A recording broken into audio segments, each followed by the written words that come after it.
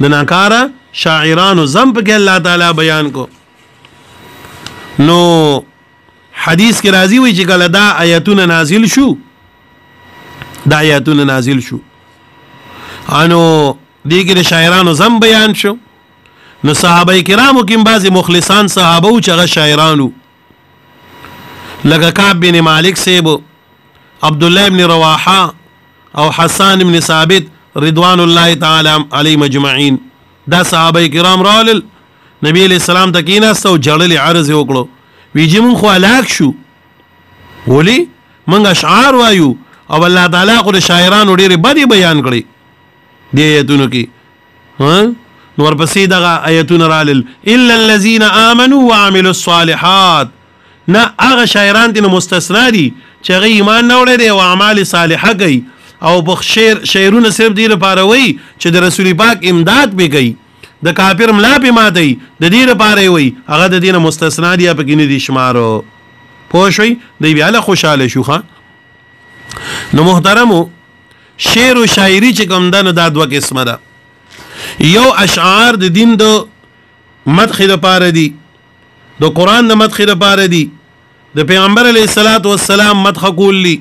نو دغه شعرونه خو جایز دي، دغه اشعار جایز دي. لکه حدیث کې راځي نبی علیه السلام په خپله باندې په منبر باندې کپړه واچول او حسان ته یې ویې کېنه عجب یا حسان، حسان دې کافرانو له جواب ورکړه.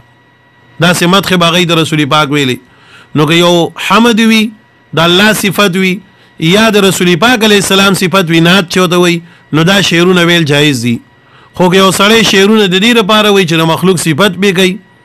او وانهم یقولون ما لا یفعلون، یا په ژبه باندې یو خبره کوي خو بیا یې وایي نه، وایي خو کوي نه بیا. لکه دی بس ځان درته لوګی کم که جهان درته لوګی کم شاعران بیا وایي که نه، یا داسې نعتونه وایي چې هغه د شریعت نه خلافي. بعضې کلمات دی داسې وایي چې هغه علم کلام کې غلط دي. لا مکان ته تللی دی، د عرش نه برخه تللی دی، دا د معراج خبره چې دی کوي نه، رسول پاک علیه السلام د عرش نه بره خو نه یې تللی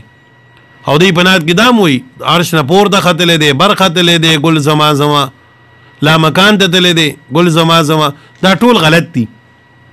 نو غلط شي نعتونه یا دې نعتونو کې کله کله دی وایي که نه ناستو جمعات کې اصحابو سره راله کنتره د اسمان نه وي، دا غلط دی. دا چې د حدیثو کې دا واقع شته نه، نو قرآن کې نشته، حدیث کې نشته، بل ځای نشته، دا ټولې منګړتې اسرائیلي واقع دي، به دی ولې خوند ورکړی دی. نو دغه نعتونه ویل بیا جایز نه دي. هغه نعت چې هغه د قرآن او د حدیث د صفت سره متعلق وي، برابر وي.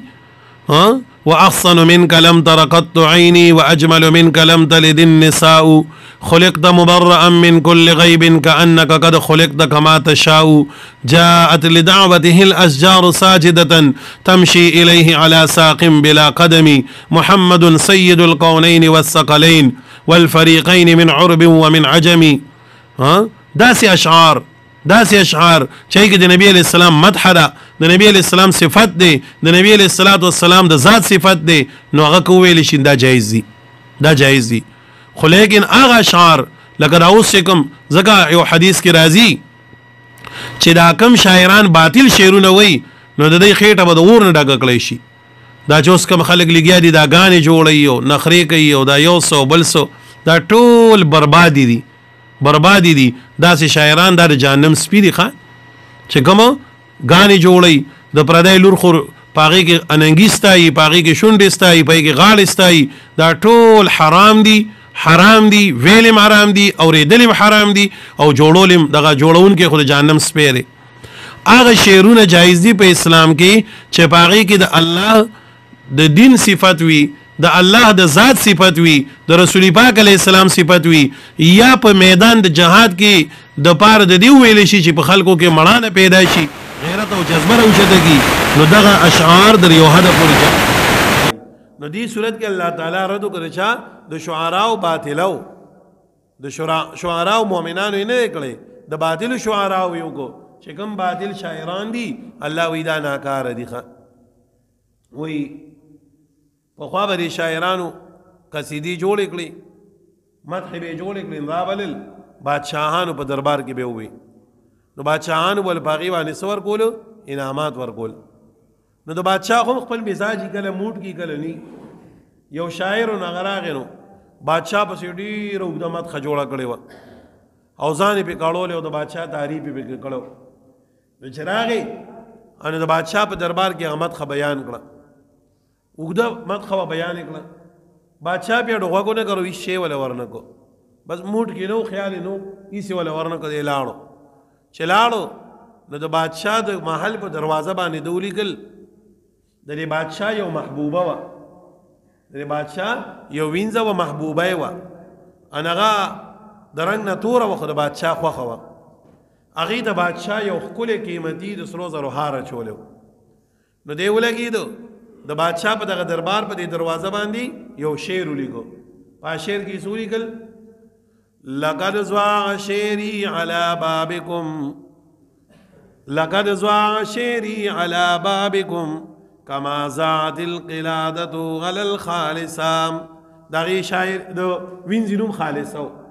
وی زما د شعرونه ستا په دې دروازه کې ستا په دې محل کې داسې ځای شو لکه د خالصي په غاړه کې چې د امبیل ځای شوی دی یعنی دوره بدرنګه وینځه او تا ورته هار اچولی دی هغه دې ځای کړی دی نو چې د بادشاه د وینځي خلاف دی وکړو د بادشاه وینځي پسې د بد رد وی بس خانه بادشاه غصه شو په دې باندې څنګه غصه شو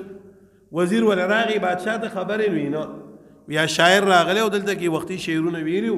خدا ول سي انعام مینام نو ورکړي نه په خفغان کې دلې دلته نه وی څنګه وی په دې دروازه باندې یو شعر لیکلی دی او ستا د وینځي بدې پکې ویلي دي وی سی لیکلي دي وی لقد زواغ شعري على بابكم په تحقیق سره ځای شه زما دا شعرونه ستا په دې دروازه باندې کما زاعت القلادة على الخالصه څنګه چې ځای کړی د دې امبیل لره خالصي وی خو دی ویلي دي یاو وی رایوله چې ځوان ډېکم بعدې په پتامه و چې ما پسې به بادشاه سوال جواب کوي کس راغې وروډبو وی بادشاه دې غواړي وی څه وی وی غواړي دې وی زه درلم زه ته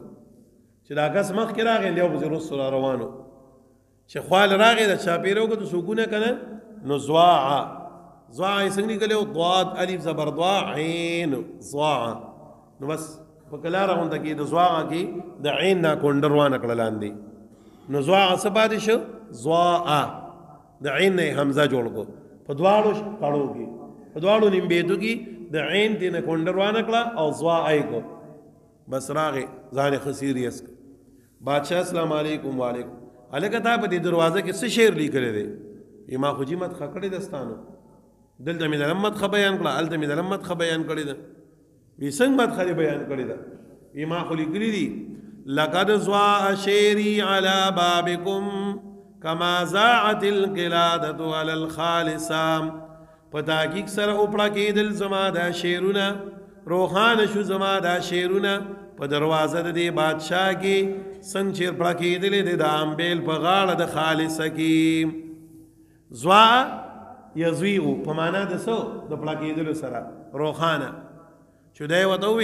وی نه بادشاه زوا عیني کړی دی وی بادشاه ته راپاسې چې ورشو چې دی راغلی ویې کتې نه خو زوا او بادشاه وی وزیر ته ما ته غلطې خبرې پاس کړې وی دی او درې ورځې جیل کې واچوي وزیر جیل ته ولېږو او شاعر له قیمتي پیسې ورکړې ښه درونو شاعران لوی رامیانی ښه دی چې روشدین اسمان ته به دې رسوي اجر شرمۍ که نه نو بیا در نسمې جامې وباسي نو الله تعالی ځکه وایي والشعراء یتبعهم الغاوون پوه شوئ دی سرګردانه دي په هره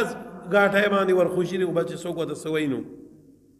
دغه صحابه چې کوم شاعرانو نه یې خفه و الله هغوی ته دغه راولېږه استثناء الا الذین مگر